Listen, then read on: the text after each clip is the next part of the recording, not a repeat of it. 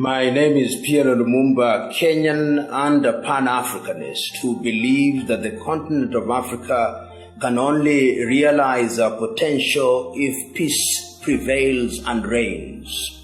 It saddens me, as it does many, that the youngest nation on the continent, South Sudan, is now embroiled in conflict.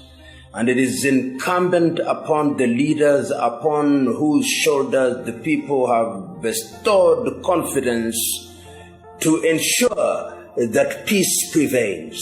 President Salva Kiir, former Vice President Riek Machar, and other leaders have an obligation to ensure that the dividends of independence that was hard-won in the year 2011 are realized by the majority of the people of Sudan, if not all of them.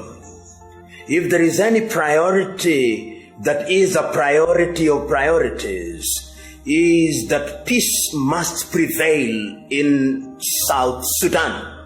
And it is necessary that the leaders not sacrifice the country at the altar of short-term political gains. The people of Sudan can no longer wait.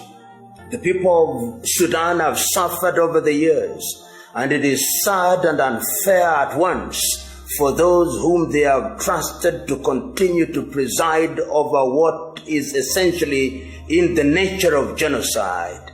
It is also incumbent upon the leaders in East Africa, particularly the leaders in East African community, to call South Sudan to order. And it is equally important that the African Union plays her role to ensure that one of our member states is brought to order. My appeal to the leaders who are meeting in Addis Ababa is that time has come that they must ask themselves the foundational question: how will they be remembered by historians when the history of South Sudan is written? How will those who lost their lives remember them?